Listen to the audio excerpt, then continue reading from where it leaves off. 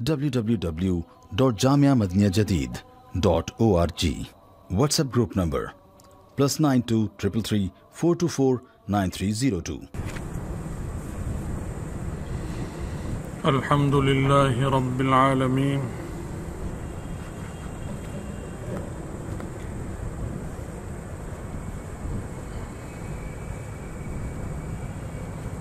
والصلاة والسلام على خير خلقه سيدنا ومولانا محمد وآله وأصحابه أجمعين أما بعد.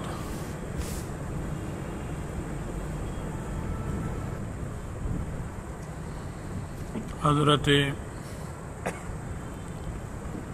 جریر بن عبداللہ رضی اللہ تعالی عنہ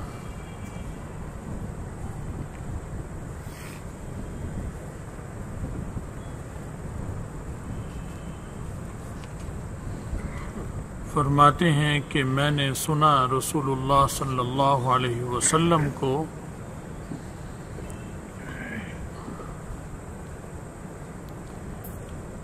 یقول کہ آپ ارشاد فرما رہے تھے ما من رجل یکون فی قوم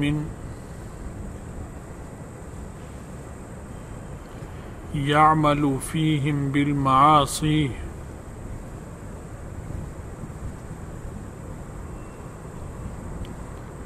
کہ کوئی آدمی کسی قوم میں ہو اور وہ گناہ کرتا ہو، معصیتیں کرتا ہو، گناہ کرتا ہو،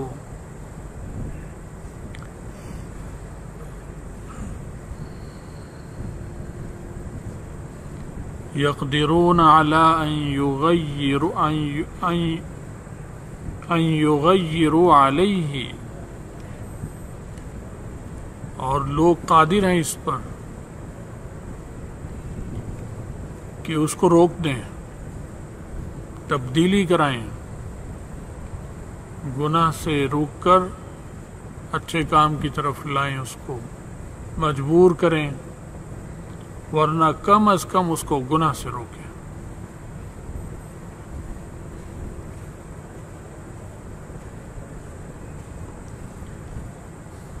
تو گناہ سے روکنا اس کو کہتے ہیں نہی عن المنکر۔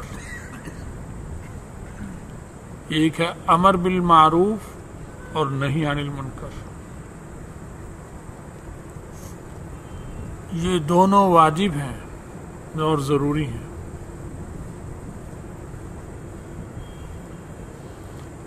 اچھے کام کا کہنا، حکم دینا، تلقین کرنا، یہ بھی مشکل کام ہوتا ہے، بعض جگہ آسان ہوتا ہے۔ استاد کا شاگرد کو کہنا، بڑے کا چھوٹے کو کہہ دینا، اپنے ماتحتوں سے کہنا، یہ تو آسان ہوتا ہے، وہ سن لیتے ہیں۔ نہ بھی کریں تو سنیں گے، کوئی لڑیں گے نہیں، جھگڑیں گے نہیں، امر بالمعروف کر سکتے ہیں۔ بعض جگہ بہت مشکل ہوتا ہے کہنا، بعض جگہ تو خطرناک ہوتا ہے کہنا، کہے گا تو الٹا اس کے دشمن بن سکتے ہیں، اس کی جان کے دشمن بن جائیں۔ لیکن کہنا امر بالمعروف ضروری ہے، اور نہی عن المنکر تو اور زیادہ مشکل ہے، کیونکہ برائی سے روکنا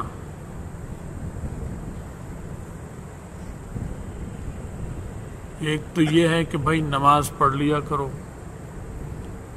صدقہ دے دیا کرو، کپڑے پاک رکھا کرو، اچھی بات ہے، یہ سنے گا، بڑا ہوگا آدمی تو اسے سننی چاہیے، لیکن برا تھوڑا بہت مان لے گا۔ لیکن اگر آپ اسے یہ کہیں کہ آپ ظلم نہ کیجیے، ناجائز ٹیکس لینا بند کرا دیں جو آپ لیتے ہیں، تو یہ منکر سے جو روک رہا ہے یہ اسے زیادہ غصہ دلائے گی، اشتعال میں آئے گی، تو یہ اس سے بھی زیادہ مشکل ہوتی ہے۔ لیکن ان کا اجر بہت زیادہ ہوتا ہے، امر بالمعروف اور نہی عن المنکر کرنے والوں کا۔ کیونکہ یہ معاشرے کی پاکی کے ذمہ دار ہیں، پاک اور صاف کرتے ہیں معاشرے کو۔ اگر یہ نہ ہو تو معاشرے میں پاکی صفائی نہیں آئے گی۔ گناہوں سے، معصیتوں سے رکنا اور ان سے پاک ہونا، یہ نہیں ہوگا معاشرہ، دلدل بنتی چلی جائے گی، گرتا چلا جائے گا۔ گھر کے اندر بھی امر بالمعروف اور نہی عن المنکر ہوتی ہے۔ باپ کے ذمے ہے، ماں کے ذمے ہے کہ چھوٹوں پہ نظر رکھے، امر بالمعروف کرے، نہی عن المنکر کرے۔ اولاد کے بھی ذمے ہے کہ ماں باپ کو امر بالمعروف اور نہی عن المنکر کریں۔ اگر باپ نماز نہیں پڑھتا یا کوئی اور کام ایسا کرتا ہے تو اسے کہے ابا جان نماز پڑھا کریں، ابا جان نماز پڑھیں، بہت ثواب ہے، نہ پڑھنے میں بہت گناہ ہے۔ لیکن کہنے کا انداز مختلف ہوگا، آرڈر نہیں چلائے گا، دھمکی نہیں دے گا، کان پکڑ کے نہیں کھینچ سکتا باپ کا۔ وہاں امر بالمعروف اس دائرے کے اندر رہ کے کرے گا، دعا بھی کرے گا اور ساتھ بڑے ادب کے ساتھ کہے گا۔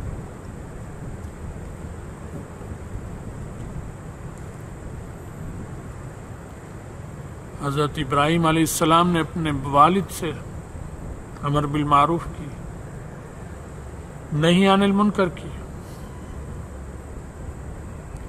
حضرت نوح علیہ السلام نے اپنے سارے گھر والوں سے، اہل و عیال کو نہی عن المنکر کرتے رہے۔ پورے قوم سے تو کیا، اپنے عزیزوں سے بھی کیا جو اس میں مبتلا تھے۔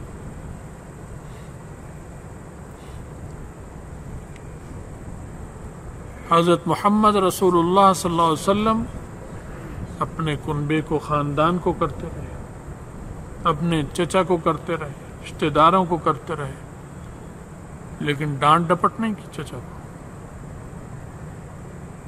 کیونکہ وہ بڑا ہے، رشتے میں بڑا ہے، عمر میں بھی بڑا ہو سکتا ہے، رشتے میں تو ہے ہی بڑا۔ بس کہیں گے، سمجھاتے رہیں گے، دعا بھی کرتے رہیں گے۔ تو گھر کے اندر بھی واجب ہے، بیوی شوہر سے کہے گی، شوہر بیوی کو کرے گا امر بالمعروف اور نہی عن المنکر، لیکن وہاں کرنے کا طریقہ مختلف ہوگا۔ وہاں اگر وہ آرڈر چلائے گی شوہر پر تو وہ تو چڑ جائے گا، بجائے ماننے کے اور کرے گا، ضد میں آئے گا، غصے میں آئے گا، کہے گا تو مجھ پہ نواب لگ گئی ہے، تو تعلقات خراب ہوں گے، بلکہ گھر ہی برباد ہو سکتا ہے، تفریق ہو جائے گی، جدائی ہو جائے گی۔ وہاں اور طریقے سے کرے، تو ہر ایک کو کرنی ہے، رشتہ دار کو رشتہ دار سے اور غیر کو غیر سے، ہر ایک کو کرنی ہے، حتیٰ کہ کافر سے بھی کرنی ہے۔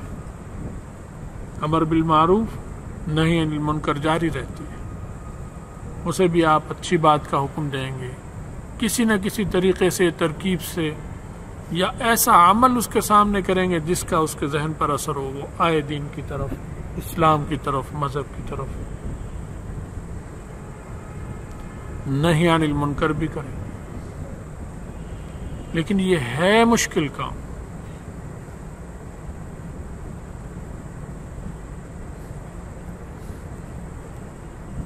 اور اس دور میں تو بہت ہی مشکل ہے علماء کے لیے، خاص طور پر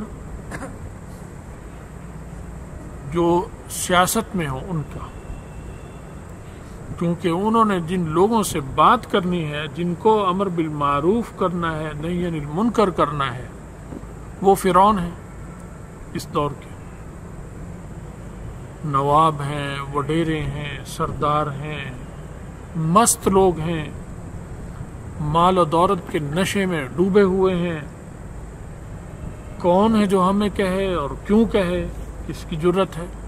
وہ اس قسم کے لوگ، ان کی تو ہاں میں ہاں ملاؤ، خوشامد کرو تو بس پھر ٹھیک ہے، پھر بخشش بھی کچھ کرتے رہیں گے، وہ دیتے بھی رہیں گے، ان کے گناہوں کی مجلسوں میں شامل بھی ہو جاؤ، ہلہ گلہ بھی کرو، تو وہ کہیں گے منڈا بڑا چنگا ہے، بڑا بیوہ بندہ ہے، جو ان کے ہلڑ بازی میں شریک ہو وہ بیوہ بندہ ہوگا، اور اگر وہ امر بالمعروف نہی عن المنکر کرے تو وہ چڑ جاتے ہیں۔ اسی لیے آپ نے پڑھا ہوگا حدیث شریف میں کہ سب سے سخت جہاد اور مشکل جہاد اعلاء کلمۃ الحق عند سلطان جائر او کما قال علیہ السلام، کہ سب سے بڑا جہاد کلمہ حق ظالم بادشاہ کے سامنے کہنا ہے، کیونکہ بادشاہ اسے کہتے ہیں جس کے ہاتھ میں ساری طاقت اس کے پاس ہوتی ہے، سب اس کے ماتحت ہوتے ہیں، سیاسی قوت اس کی ہوتی ہے، فوج اس کے تابع ہوتی ہے، تجارت اور خزانے اس کے حکم پہ چلتے ہیں، اس کے تابع پولیس، تھانہ، عدالتیں، جج سب وہ مقرر کرتا ہے، اس پر ان کا تسلط ہوتا ہے، حکمرانی ہوتی ہے، حاکم اعلیٰ ہوتا ہے۔ تو اس کو کہنا، امر بالمعروف کرنا، یہ تو جان کو خطرے میں ڈال دینا ہے اپنے۔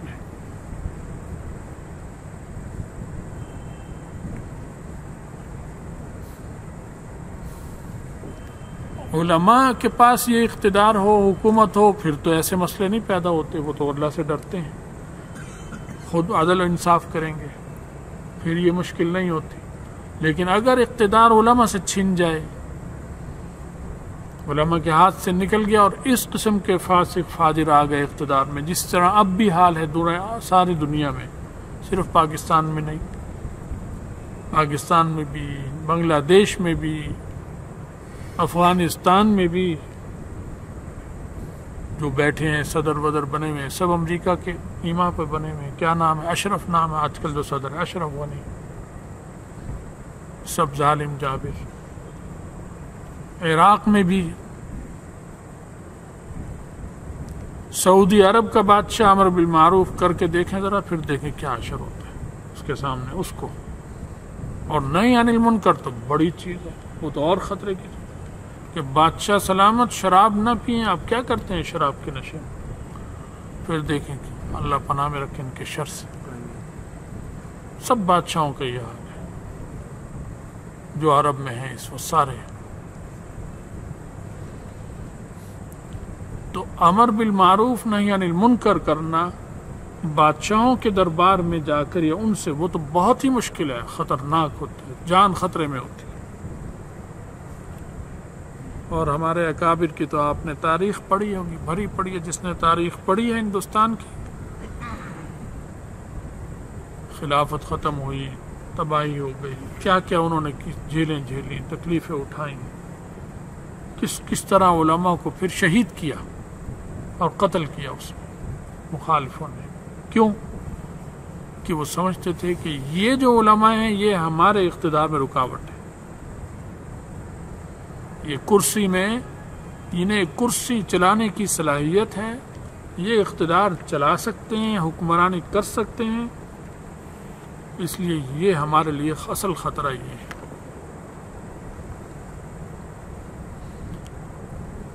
اس لیے انہوں نے علماء کو چن چن کے مارا، ہزاروں نے لاکھوں علماء کو شہید کیا، ہاتھی سے باندھ کر مار دیا، کھینچ کر، گھوڑے کے سے باندھ کر، ایک ٹانگ باندھی اس ہاتھی کے پاؤں سے، ایک ٹانگ باندھی اس ہاتھی کے پاؤں سے، اس کو ادھر دوڑا دیا، اس کو ادھر دوڑا دیا، دو ٹکڑے ہو گئے عالم دین کے۔ اس طرح کیا تاکہ دوسروں پہ دہشت پڑ جائے، سب کو عبرت ہو جائے۔ لیکن اللہ انہیں جزائے خیر دے، جو پھر بھی قربان ہوتے رہے آ کر منظر دیکھ کر، جانوں کے نذرانے پیش کرتے رہے، درختوں پر سولیاں دیں، پھانسیاں دیں، کیونکہ پھانسی خانے جو تھے ان میں کمی ہو گئی، اتنی پھانسی دے نہیں سکتے تھے علماء تھے۔ ایک میم، انگریز افسر کی میم گئی جیلوں میں معائنہ کرنے،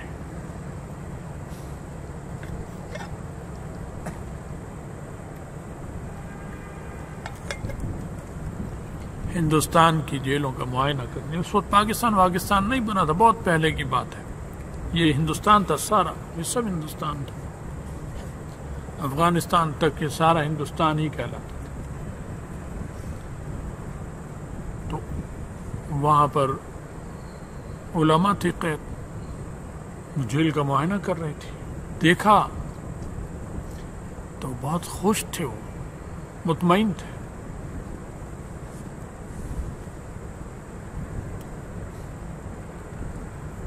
تو اس نے کہا کہ تم لوگ اتنے خوش کس بات پر ہو؟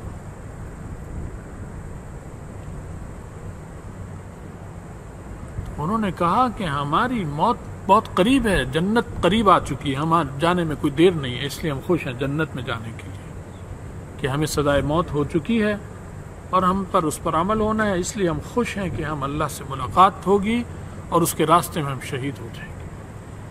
اس نے حیران رہ گئی، بڑے آدمی کی بیوی تھی، اس نے جا کے کہا یہ تو خوش ہیں، تم دشمنوں کو خوش کر رہے ہو، ان کے چہروں کے رنگ تو دیکھو جا کے کیسے کھل رہے ہیں چہرے ان کے. تو اس نے سفارش کر کر سزا میں تبدیلی کرائی، انہیں اور دوسری سزائیں دو جس سے انہیں تکلیف پہنچی، یہ تو خوش ہیں اس پر.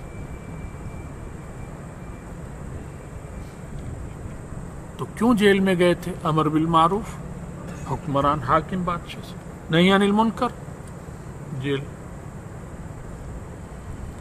تو یہ مشکل اور خطرناک کام ہے. حضرت حذیفہ رضی اللہ تعالی عنہ کا ایک واقعہ مجھے ابھی یاد آ گیا. وہ حضرت عمر رضی اللہ تعالی عنہ کے دور میں ایک مہم پر گئے، رومی فوجوں سے لڑائی تھی، کسی محاذ پر روم کی طرف تشریف لے گئے اور بڑا معرکہ تھا وہاں ان سے. وہاں مسلمانوں کو ناکامی ہو گئی. فتح اور کامیابی تو اللہ کے ہاتھ میں ہے، اجر ثواب تو اللہ ہر حال میں دیتا ہے مسلمان کو، جیت جائے تو بھی اور ہار جائے تو بھی، کیونکہ وہ اخلاص سے اللہ کے راستے میں گیا ہے. فتح شکست اللہ نے کسی کے ہاتھ میں نہیں دی. جیسے صحت، بیماری اور شفا اللہ کے، علاج آپ کریں گے، دوا کھائیں گے، لیکن شفا وہ اللہ کے ہاتھ میں، ہوگی یا نہیں ہوگی. اسی طرح لڑنا، جہاد، چاہے وہ سیاسی جہاد ہو، اسمبلی میں ہو، پارلیمنٹ میں ہو، افضل الجہاد، یہ پڑھا ہے ابھی حدیث آپ نے، عند سلطان جائز، ظالم بادشاہ کے سامنے کلمہ حق کہنا پارلیمنٹ میں، یہ بہت بڑا جہاد ہے، سخت جہاد. فرعون کی پارلیمنٹ میں حضرت کون بولا تھا؟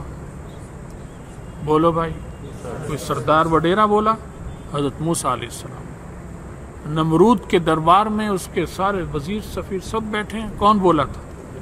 حضرت سیدنا ابراہیم علیہ السلام. اسی طرح انبیاء علیہ السلام کا رہا ہے کہ وقت کے جو سیاسی سرکش اور فرعون ہیں ان سے ان کا ٹکراؤ ہوتا تھا، کیونکہ وہ آتے ہی اقتدار، اور اس لیے کہ تبدیلی کرنی ہے اور اقتدار پر آئے گا قبضہ تو لوگ صحیح طرح مانیں گے، لوگوں کو عدل انصاف تب میں دے سکتے ہیں جب اقتدار آپ کے پاس ہوگا. جب اقتدار آپ کے پاس نہیں تو آپ کیسے عدل انصاف دیں گے؟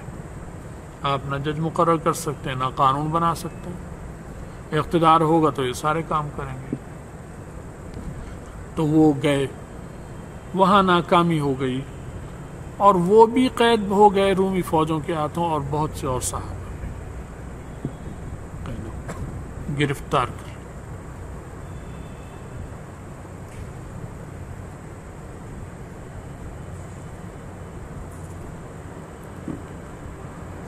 اب جب قید ہو گئے تو وہ ایک دفعہ بیٹھا تھا، دربار تھا، گفتگو ہوئی حضرت حذیفہ سے رضی اللہ تعالیٰ عنہ سے. تو اس نے ان سے کہا تنصر، اشرکک فی ملکی، عیسائی بن جائیں آپ کو میں اس ملک میں شریک بناؤں گا اپنا. بہت بڑا لالچ دیا، بہت بڑی سیاسی پیشکش کی، اقتدار میں حصے دار بناؤں گا، وزیر، سفیر، جو بھی ہوگا بڑا اہم عہدہ وہ آپ تنصر، عیسائی ہو جائے. انہیں انکار کر دیا، انہوں نے کہا نہیں، یہ نہیں. اس نے کہا ان کو سولی دے دو، سزائے موت.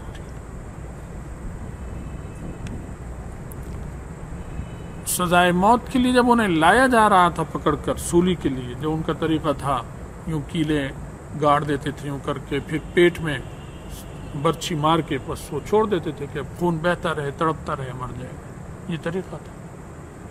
اب جب انہیں لے جایا جا رہا تھا تو وہ بڑے اطمینان سے جا رہے تھے، اور اس کا اطمینان ان کا وہ دیکھ رہا تھا۔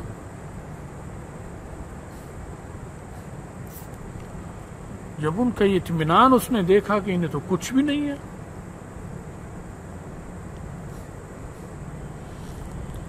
تو اس نے روک دی سزا اور حکم دیا کہ ایک بڑی دیگ میں پانی گرم کیا جائے، جوش تو پانی، بہت پانی جوش دیا گیا۔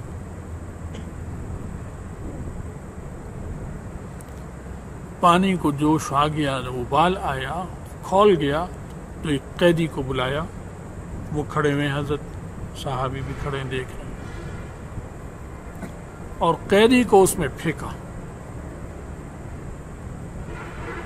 حدیث میں آتا ہے قیدی کو اس میں پھینکتے ہی وہ ایسا گلا کہ اس کی ہڈیاں نکل گئیں، گوشت ختم ہو گیا، ہڈیوں سے گوشت جدا ہو گیا گرتے ہی۔ ان کو ڈرا رہا تھا، انہوں نے یہ منظر دیکھا، ان سے کہنے لگا، پھر کہا عیسائی بنتے ہو نہیں بنتے؟ دیکھو جبر کر رہا ہے نا، مذہب پر جبر کر رہا ہے، اسلام میں اس کا تصور ہی نہیں۔ تو جابر کون ہے؟ مسلمان ہیں، کافر ہے؟ شروع سے دنیا کی بڑی طاقت تھی، سپر پاور تھی اس وقت تک، وہ اسلام سے ٹکر لے چکی تھی، تصادم تھا، جبر کر رہا ہے مذہب یہ تبدیل کرو۔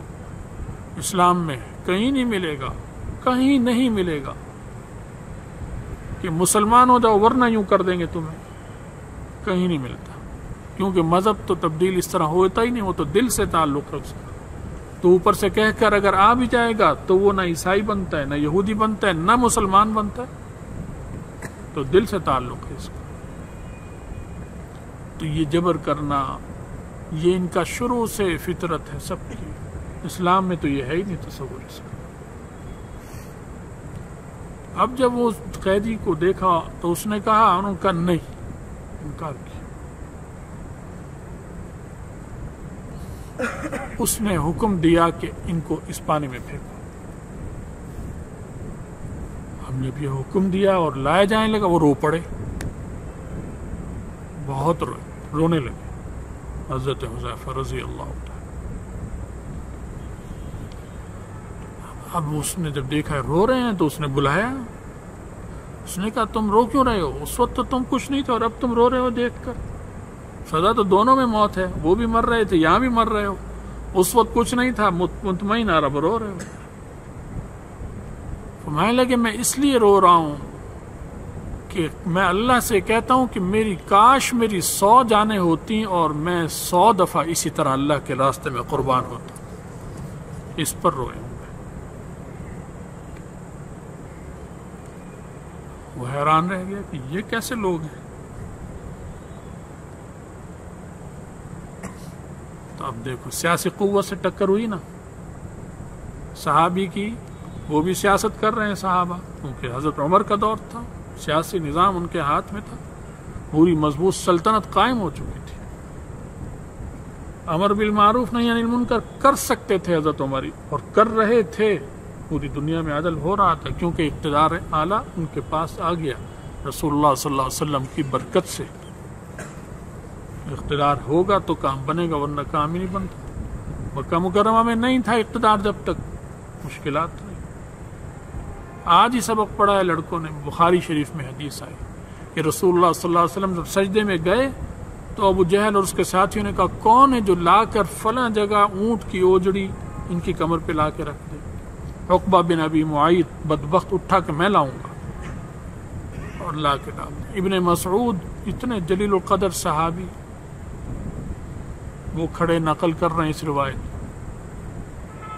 وہ کہتے ہیں کہ کمر پہ ڈال دی، رسول اللہ صلی اللہ علیہ وسلم سجدے میں پڑے ہیں اور میں بے بس کھڑا دیکھ رہا تھا، میں کچھ نہیں کر سکتا تھا، کاش میں روک سکتا، یہ تمنا کر رہے ہیں، میں بے بس تھا، کیونکہ وہ تو نبی علیہ الصلوۃ والسلام پر بھی تشدد کرتے تھے،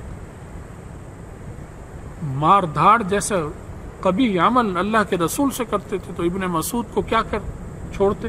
ان کا بس ہی نہیں تھا، بے بس کھڑا تھا، میں دیکھ رہا تھا، میں کچھ نہیں کر سکتا تھا مدد اللہ کے رسول کی، بے بس تکلیف ہو رہی دل میں. کیوں؟ کہ اس وقت تک اقتدار نہیں تھا، سیاسی قوت ان کے ہاتھ میں تھی، تجارت بھی ان کے ہاتھ میں، سیاست بھی ان کے ہاتھ میں، فوج بھی جو تھی وہ انہی کی تھی مضبوط، ادھر تو تھا نہیں ابھی محکمہ، کوئی فوج پولیس کا محکمہ نہیں تھا، عدالت بھی نہیں تھی قائم، تو بے بس تھے اور کہہ رہے ہیں کاش میں روک سکتا، بس دعا کر سکتے. حضرت فاطمہ چھوٹی سی تھی اس وقت، بالغ بھی نہیں ہوئی تھی، انہیں وہ دیکھ رہی تھی، وہ دوڑی دوڑی آئیں ابا کو اس حال میں دیکھ کر، ننھے ننھے ہاتھوں سے کھینچا اس وزن کو اور کر کے نیچے دھکیلا، اور پھر انہیں برا بھلا کہا، گالیاں برا بھلا کہنے لگی.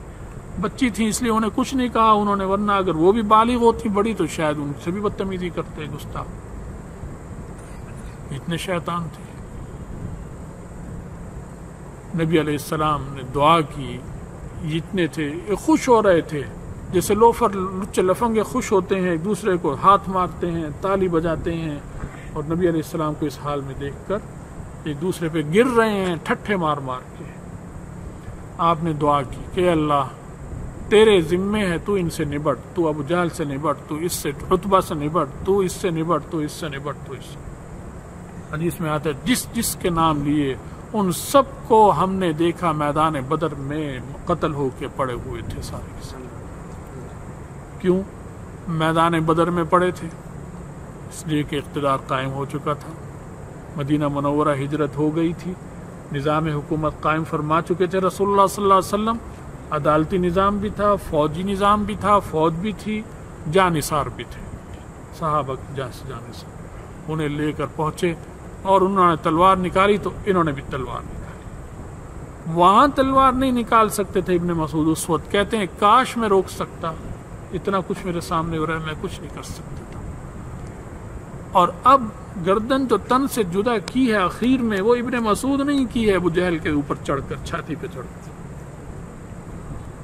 داڑھی پکڑی اس کی، پکڑ کے تلوار سے اس کی گردن تن سے جدا کی، اور نبی علیہ السلام وہ ابن مسعود جو اس وقت بے بس تھے، آج وہ چھاتی پہ قد چھوٹا تھا ان کا، ابن مسعود کا قد کے بہت چھوٹے تھے. اللہ نے اتنے بڑے فرعون کو چھوٹے قد والے سے مرا کہ چلا تیری تکبریاں نہیں، اس کا تکبر اور غرور اس طرح کیا. کیوں؟ اب ابن مسعود کیوں نہیں ڈر رہے؟ ڈر تو اس وقت بھی نہیں رہے تھے، لیکن کر نہیں سکتے، اگر کرتے تو وہ انہیں بھی مارتے تھے. یہ نہیں کہ وہ ڈر رہے تھے اس وقت بھی دلیر تھے، اب بھی دلیر، لیکن بہادری سے تو سارے کام نہیں ہوتے. بہادر آدمی نکل آئے بے وقت تو الٹا مارا جائے گا. گولی تو بہادر کے جسم میں بھی گھس جاتی ہے، وہ تو ترس نہیں کھاتے، تو ختم، گولی لگے گی ختم ہو جائے گا.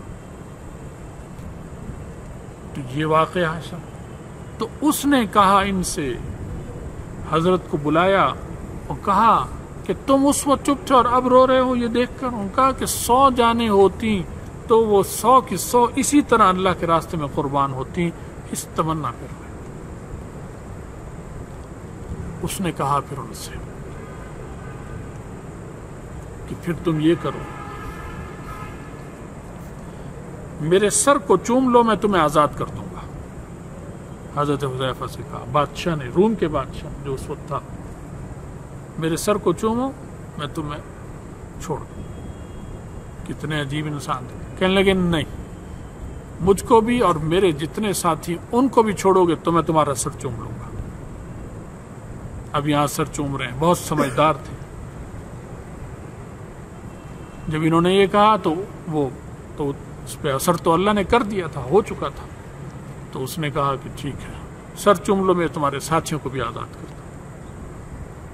اب اس کے ذہن میں ایسے آدمی کا سر چومنا، اسے یہ لگا ہوگا کوئی خاص بندہ ہے اللہ کا، یہ کچھ تو یہ چومے گا تو میں کسی مصیبت سے بچ جاؤں گا، کہیں اس کی وجہ سے بد دعا میں نہ آ جاؤں، جو بھی چیز ہوگی. اس نے ہر شرط پر یہ بات گویا تسلیم کر لی.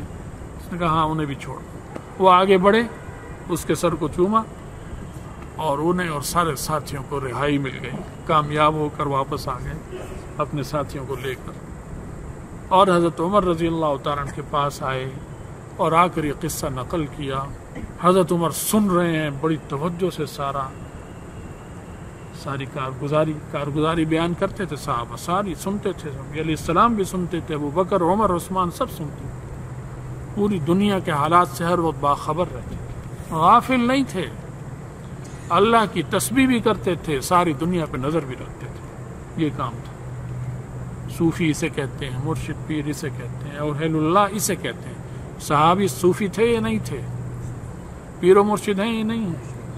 قطب اور ابدال تو ان کے پیروں کی خاک کے برابر بھی نہیں ہے، اتنا بڑا درجہ ان کا صوفیت میں۔ یہ ہوتے ہیں صوفیاء کرام جو سب چیز کی قیادت کرتے ہیں۔ حضرت عمر نے جب واقعہ سنا بڑے خوش ہوئے، اور حضرت عمر کھڑے ہوئے اور ان کا سر چوم لیا حضرت عمر نے، بہت خوش ہوئے، تو کامیاب واپس آئے۔ تو امر بالمعروف نہی عن المنکر کھیل مذاق نہیں ہے، اور اگر نہیں کرو گے تو پھر اللہ تعالیٰ کا غضب متوجہ ہو جائے گا، چاہے تم تہجد ہی کیوں نہ پڑھتے ہو، کثرت سے تلاوت ہی کیوں نہ کرتے ہو، عابد زاہد ہی کیوں نہ ہو، لیکن اگر امر بالمعروف نہی عن المنکر نہیں کیا تو اللہ کا غضب آ جائے گا، یہ حدیث میں آتے ہیں۔ لہذا امر بالمعروف نہی عن المنکر ضروری ہے کرتے رہنا، ہاں حکمت سے کرو، ترکیب سے کرو۔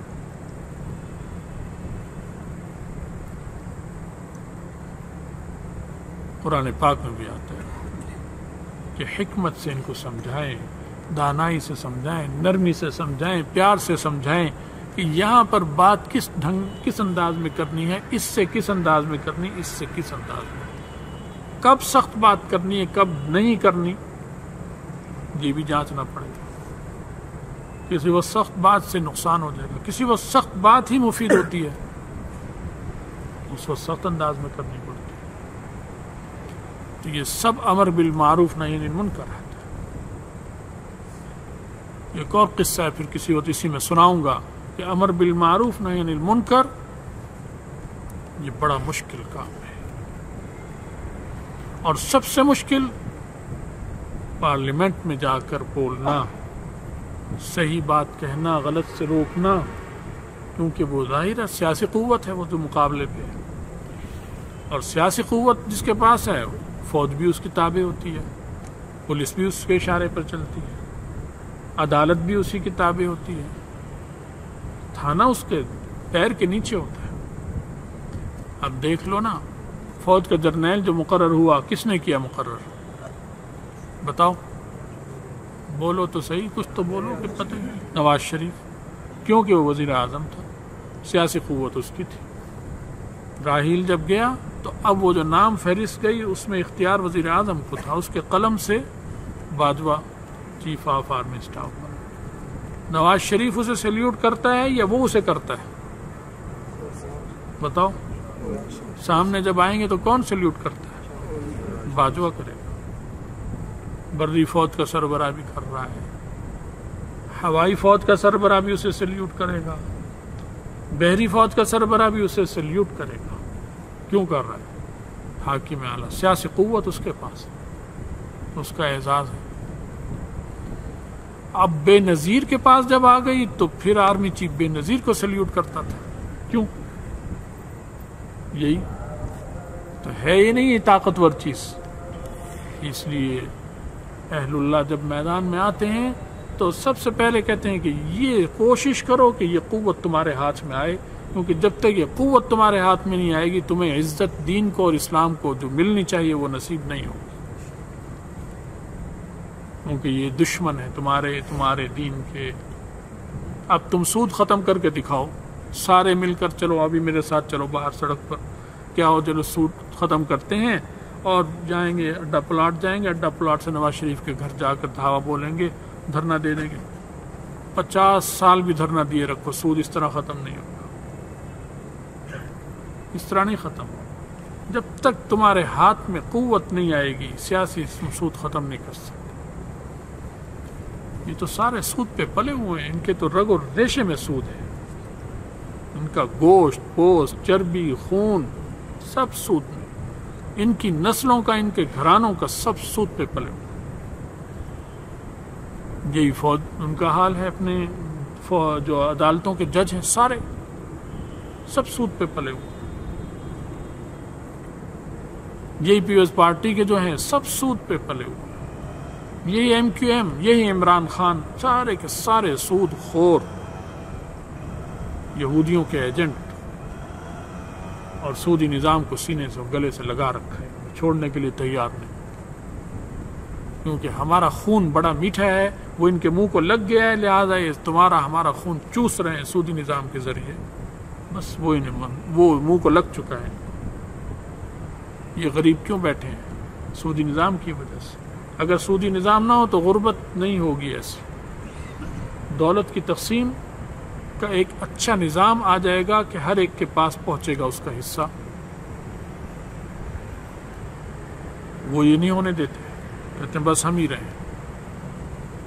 تو امر بالمعروف نہی عن المنکر، رسول اللہ صلی اللہ علیہ وسلم فرما رہے ہیں کہ جس قوم میں بھی معاصی ہو اور وہ قوم قادر ہو کہ اسے روک سکے اور نہ روکے گی، الا اصابهم اللہ منہ بعقاب قبل ان يموتوا،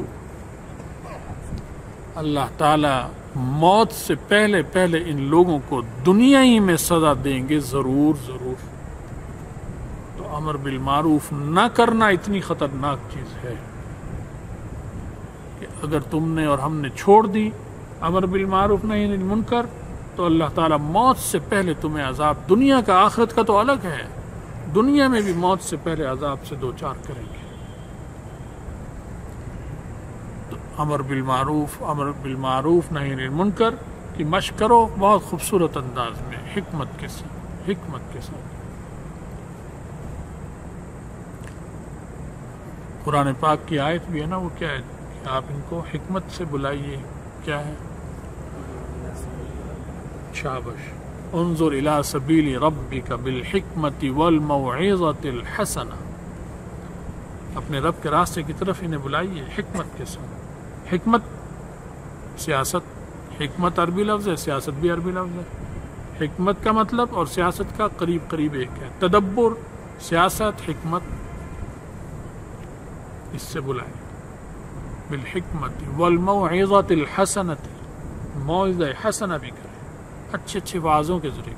وجادلہم باللتی ہی احسن، بحث مناظرہ بھی کرنا پڑے تو بہت پاکیزہ انداز میں، وجادلہم باللتی ہی احسن۔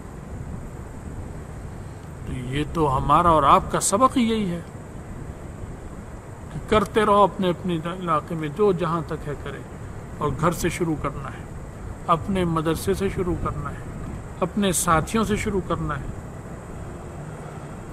کہ ایک دوسرے کو سمجھاتے رہو، غلط چیز دیکھو کہو، پیار سے کہو، سختی سے نہیں کہو، نرمی سے سمجھاتے رہو۔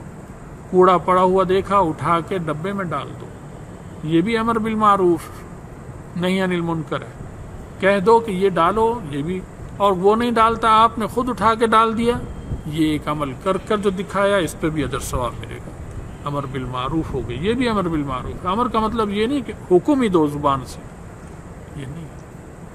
آپ نے کسی جگہ نماز پڑھی اور لوگ نماز نہیں پڑھتے اور نیت یہ کی کہ میں نماز تو پڑھ ہی رہا ہوں اپنا فرض، تو یہ بھی ایک لوگ دیکھیں گے کہ نماز ایسے ہوتی، شاید یہ بھی شروع کر دیں، تو یہ امر بالمعروف ہے، حالانکہ زبان سے کچھ نہیں کہا آپ نے، تو امر بالمعروف ہو گیا۔ تو امر بالمعروف نہی عن المنکر مختلف شکلیں ہیں، تو اس طرح پر کرتے رہنا چاہیے۔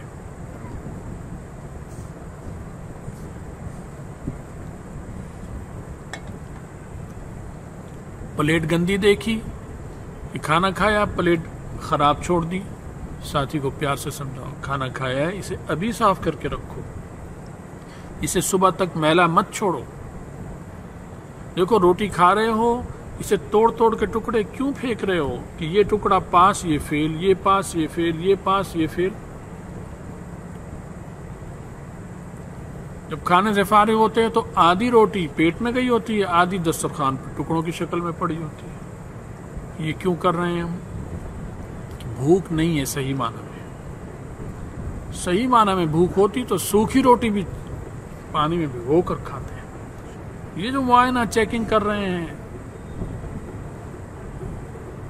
یہ ایک طرح کا نخرہ ہے جو اللہ کو برا لگ سکتا ہے۔ اللہ تعالیٰ کہ اچھا تجھے میں نے رزق دے دیا تو تو یہ کر رہا ہے، اس کی چھانٹی کر رہا ہے۔ اس میں رزق آ جائے جلی ہوئی روٹی بھی تو یہ کہو کہ اللہ میں اس قابل بھی نہیں تھا، یہ تیرا احسان ہے جو نے مجھے دے دی، میں اس قابل بھی نہیں تھا۔ اس جلی ہوئی روٹی میں اگر سچ مچ جلی ہوئی ہو پھر جلا ہوا حصہ الگ کرو، باقی کھاؤ، وہ جلی ہوئی نہ کھاؤ، ورنہ تو کل کو مجھے بددعائیں دو گے تم سارے کہ ہم نے اس کے بعد جلی ہوئی روٹی کھا لی تو ہمارے تو پیٹ میں درد ہو گیا شروع۔ یہ مطلب نہیں، جلی ہوئی نہیں کھانی، بالکل کچی ہو تو مت کھاؤ، لیکن یہ کنارہ موٹا یہ باریک، اور مجھے موٹا پسند ہے باریک نہیں تو فیل کر دیا، اور مجھے باریک پسند ہے اور موٹا نہیں تو وہ فیل کر دیا۔ یہ نخرے، یہ تو اللہ کا غضب۔ دیکھو برما کا حال کھانے کو نہیں ہے، اور مالداروں کا حال۔ جب زلزلہ آیا تھا یہاں تو مالدار لوگوں کے گھر یوں الٹ ہو گئے، غریبوں کے بھی الٹ ہو گئے۔ اب وہ مالدار بھی لائن میں بیٹھے ہیں کھانا، اور کھانا لینے کے لیے پلیٹ بھی نہیں تھی، جو لوگ تقسیم کرنے جاتے تھے ایک پلیٹ بھی نہیں تھی، یوں ہاتھ میں لینا پڑتا تھا۔ عورتوں کو یوں، دوپٹہ بھی نہیں تھا عورتوں کے پاس کیونکہ وہ تو دب گیا، جس کا بچ گیا کوئی ساتھ چادر آ گئی، ورنہ چادر بھی نہیں، بس یہ کپڑے۔ وہ عورت بھی اس طرح جھولی میں لے رہی ہے، مالدار کی، نواب کی عورت بھی۔ ایک عورت سے پوچھا انٹرویو میں کیا حال، اس نے کہا بس وہ اچھا گھر اور وہ ہر وقت کا کھانا مجھے یاد آتا ہے کہ گھر میں ہم کیسے کھانے کے وقت بیٹھ کر کھانا کھاتے تھے۔